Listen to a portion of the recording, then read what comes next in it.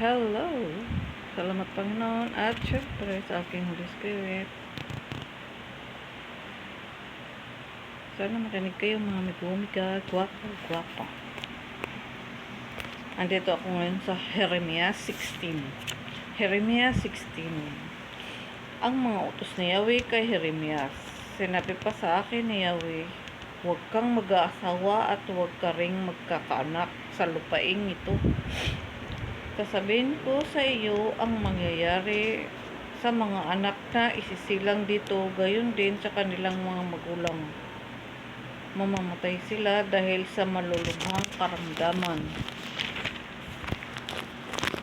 at walang tatangis o maglilibing sa kanila. Ang kanilang mga bangkay ay parang basurang matatambak sa lupa. Ang iba na may masasawi sa digmaan o mamamatay sa matinding gutom at kakainin ng mga buitre at mababangis na hayop ang kanilang mga bangkay.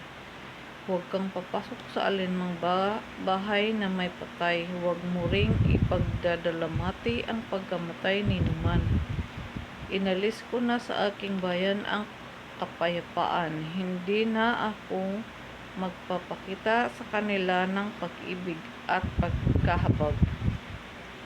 Mayaman at dukhay mamamatay sa lupain ito. Hindi sila ililibing ni iiyakan. Walang taong susugat sa sarili o mag-aahit ng ulo bilang tanda ng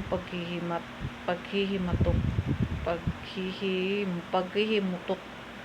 Wala nang sasalo sa naulila upang aliwin sila. Wala nang makikiramay sa mamatayan. Kahit pa ama o ina ang namatay. Huwag kang papasok sa bahay na may nagdaraos ng piging. Huwag ka ring sasalo sa kanilang kainan at inuman. Ako'y si Yahweh, ang makapangyarihang Diyos ng Israel. Pakinggan mo ang aking sasabihin. Patatahimikin ko ang lahat ng masayang pagkakaingay at katuwaan. Hindi na maaaring ang masayang tinig ng mga bagong kasal ang pagkaganap ng mga bagay na ito. Masasaksihan ng mga taga rito at itatanong nila ito kung bakit ko sila pinarurusahan ng gayon. Itatanong nila kung anong kasalanan ang nagawa nila laban sa akin. Sabihin mo sa kanila, ganito ang sabi ni Yahweh. Ito ang sabi ni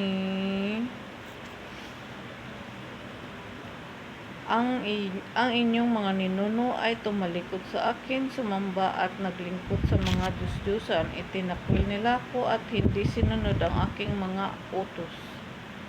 Ngunit higit na masama ang ginawa ninyo kaysa ginawa ng inyong mga ninuno. Kayong lahat ay matitigas ang ulo, masasama at hindi tumatalima sa akin. Kaya nga ipatatapon kayo sa isang bayang hindi ninyo alam ni ang inyong mga ninuno. Dooy maglilingkod kayo sa ibang Diyos araw at gabi, at hindi ako mahabag sa inyo. Pagbabalik mula sa pagkatapon, darating ang panahon, sabi pa ni Yahweh, na wala nang manunumpa ng ganito sa ngalan ng buhay ng Diyos na nagpalaya sa Israel mula sa Ehipto, sa halip ng sasabihin nila sa ngalan ng buhay na Diyos na nagpapalaya sa Israel mula sa lupain ng hilaga at mula sa iba't ibang bansang pinagtapunan sa kanila. Ibabalik ko sila sa sarili nilang bayan. Ang lupaing ibinigay ko sa kanilang mga ninuno. Akong si Yahweh ang nagsasalita. Magpapadala ako ng maraming mangingisda upang hulihin ang mga taong ito na gaya ng isda. Magsusugo rin ako ng maraming mga ngaso upang hanapin sila sa bawat bundok at burol, pati ang mga guwang at bitak ng bato.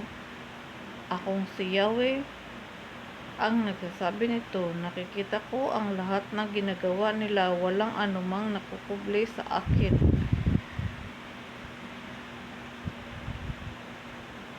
hindi naliligid sa aking paningin ang kanilang mga kasalanan. Magbabayad sila ng may bayo sa kanilang mga Diyos-Diyosang wala namang buhay at animoy mga bangkay. Napuno na ang bulaang Diyos ang buong lupaing ibinigay ko sa kanila. Yahweh, ikaw ang aking lakas at tanggulan. Sa iyo ako dudulog sa oras ng kagipitan. Sa iyo magsisilapit ang mga bansa mula sa kaduluduluhan ng daigdig. At kanilang sasabihin, ang mga Diyos ng aming mga ninunoy pawang walang kabuluhan. Maaari bang gumawa ng sarili niyang Diyos ang isang tao? Hindi.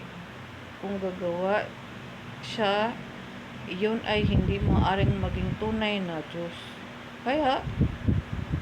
Kaya nga sabi ni Yahweh, minsan at magpakailanman ipakilala ko sa kanila ang aking kapangyarihan at malalaman nilang ako nga si Yahweh. Amen. Nag-react sa dito sa sa 16.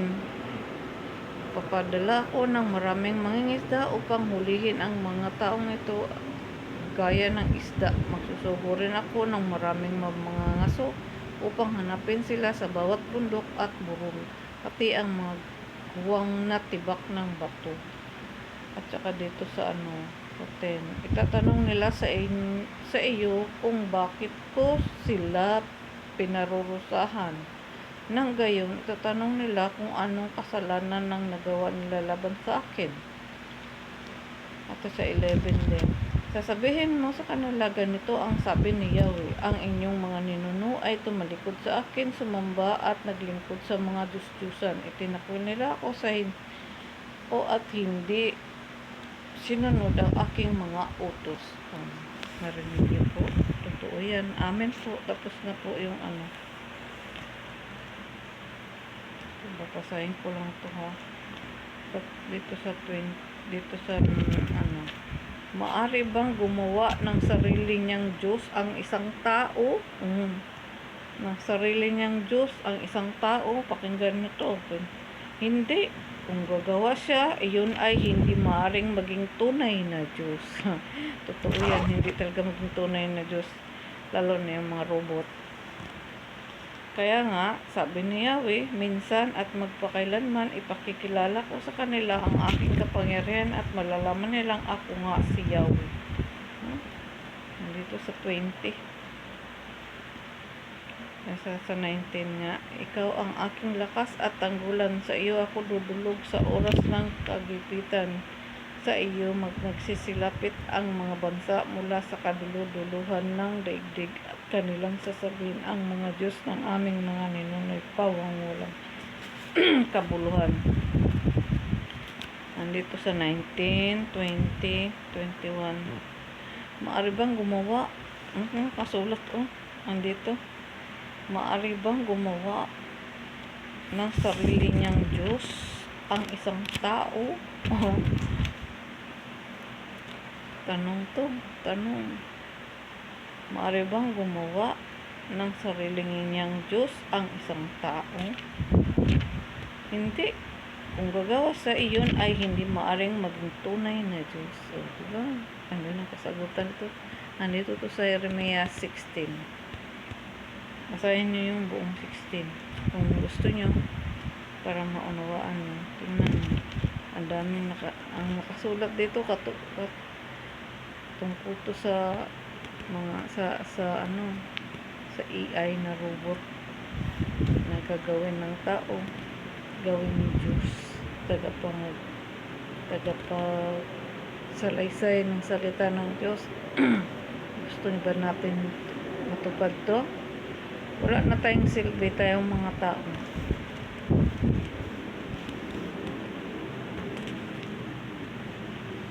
Ang mga tao ang inatasan ng Panginoon na magsalita para sa Kanya. Magpahayag ng mga salita ng Diyos, tapos gagawa tayo ng Diyos. Sarili nating mga Diyos. Magpapagawa ng sariling mga Diyos. Hindi tama. Nakasulat dito o nakasalaysay dito. Sa darating na panahon, gusto ba natin yun? Nakasulat dito, basahin nito, nasa 16.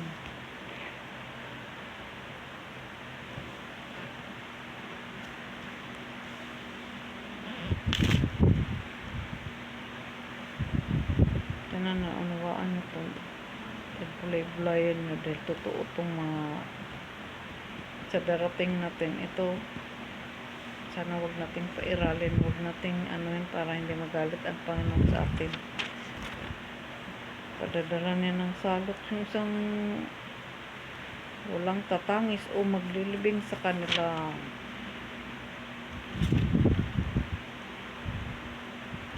Ito mag-aasawa. Huwag kang papasok sa alinmang bahay na may patay. Huwag mo ring ipagdadalamati ang pagkamatay ni naman. Inalis mo na sa aking bayan ang kapayapaan. Hindi na ako magpapakita sa kanila ng pag-ibig at pagkahabag. Mayaman at lukha, mamatay sa lupaing ito, hindi sila ililibing ni iiyakan. Walang taong susugat sa sarili o mag-aahit ng ulo bilang tanda ng paghihimutok.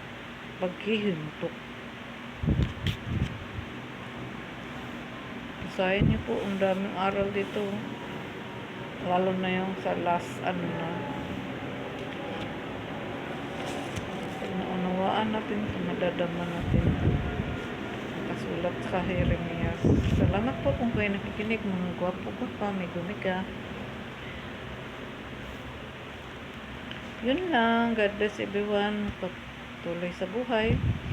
Nagkaroon nawa tayo ng kapayapaan at sa atin nawa lagi ang Panginoon. Huwag tayong tumigil sa pananampalataya at magkaroon ng pag-ibig at pag-asa sa ating kapwa. Patuloy sa buhay. Sa atin nawa ang Panginoon Diyos.